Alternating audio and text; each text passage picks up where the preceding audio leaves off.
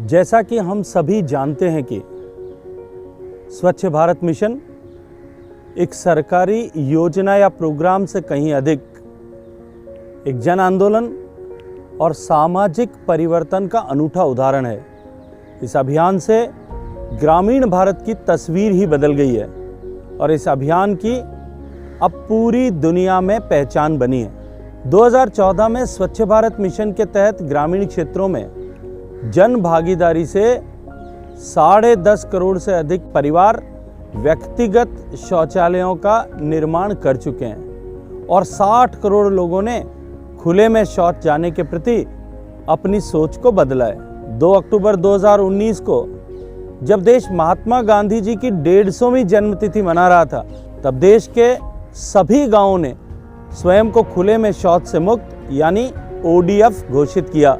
यह उपलब्धि सभी राज्यों, सभी जिलों के सामूहिक प्रयासों और विशेष रूप से हमारे स्वच्छता ग्राहियों के अथक प्रयासों का परिणाम है। जिस दिन हमारे यशस्वी प्रधानमंत्री जी ने देशवासियों की ओर से खुले में शौच मुक्त भारत के अभियान को राष्ट्रपिता महात्मा गांधी जी के नाम समर्पित किया, उसी दिन उनके प्रेरणादायक नेतृत्व में हमने संपूर्ण स्वच्छता का दृढ़ संकल्प लिया। स्वच्छ भारत मिशन के इस दूसरे चरण के 2 मुख्य लक्ष्य हैं। पहला, गांवों में खुले में शौच से मुक्ति की स्थिति को बनाए रखना और दूसरा, गांवों में ठोस तरल अपशिष्ट यानी कचरे के उचित निस्तारण का प्रभावी प्रबंधन करना। आज यहाँ पर मैं आपको याद दिलाना चाहूँगा कि गांधी जी का सपना केवल खुले में शौच मुक्त भारत का सपना नहीं था, बल्कि समग्र और संपूर्ण स्वच्छता का था। अभी तक हमने स्वच्छता अभियान का पहला सोपान ही प्राप्त किया है। हमें अपने भारत को एक ऐसे महान राष्ट्र के रूप में सज्जित करना है जो पूरे विश्व में स्वच्छता का अग्रणी नेतृत्व कर सके, जहां स्वच्छता आर्थिक संबल का आधार बन सके। हमें स्वच्छता से स्वावलंबन की ओर बढ़ना है। हम न केवल अपने गांव, अपना घर, अपना शहर, अपनी गंगा यमुना जैसी नदियों, तालाबों को साफ करेंगे, वरन इसके माध्यम से रोजगार के अवसरों का भी सृजन कर देश को आत्मनिर्भर बनाने में भी सहयोग करेंगे। स्वच्छ भारत मिशन का ये दूसरा चरण पहले चरण की तुलना में कहीं अधिक महत्वपूर्ण है और जरूरी भी है, क्योंकि खुले में शौच के विरुद्ध सफलता पाने के बाद अब और अधिक तकनीकी विषयों तथा जटिल समस्याओं जैसे सॉलिड और लिक्विड वेस्ट, प्लास्टिक वेस्ट के विरुद्ध हमें सफलता पानी है, जिसमें सरकारी संस्थाओं, जनप्रतिनिधियों और जनता को साथ में मिलकर एक व्यापक जन आंदोलन फिर से चलाना होगा, ताकि हमारी गली, हमारा मोहल्ला, हमारा गांव संपूर्ण स्वच्छता प्राप्त कर सके।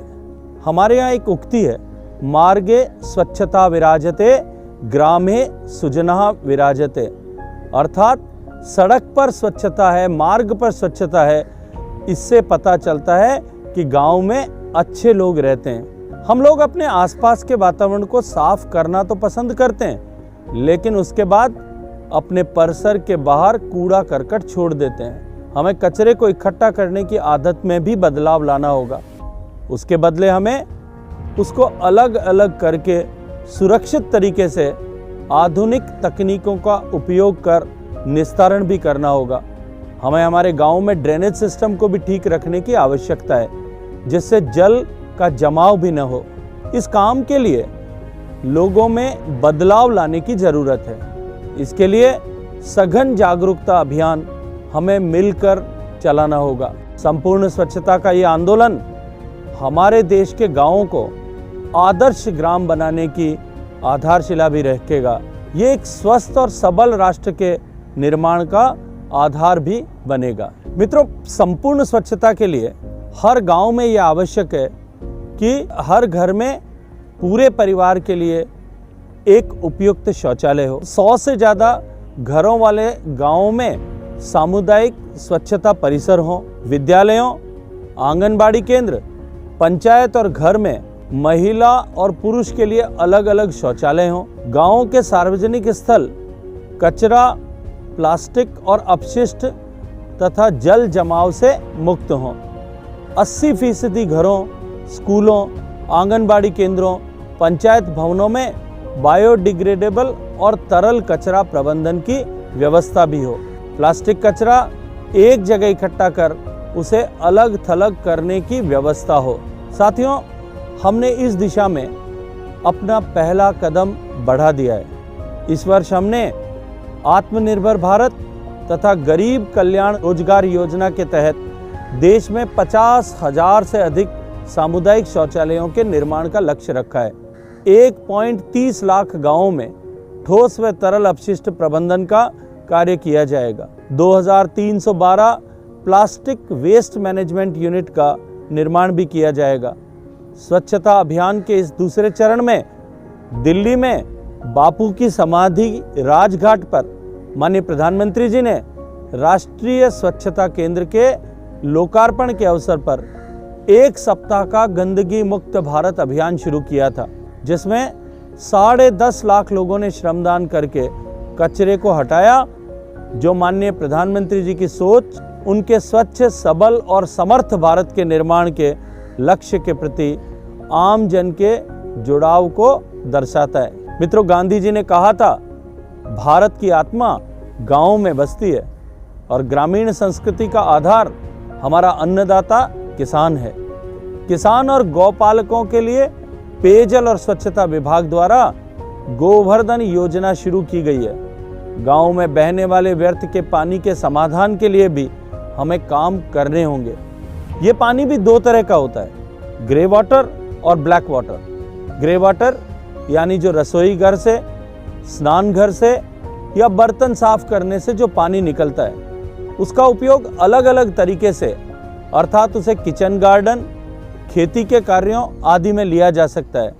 और फीकल स्लज और ब्लैक वाटर जो शौचालय से निकलता है, उसका उपयोग आधुनिक तरीकों के माध्यम से अलग तरीके से करना होगा।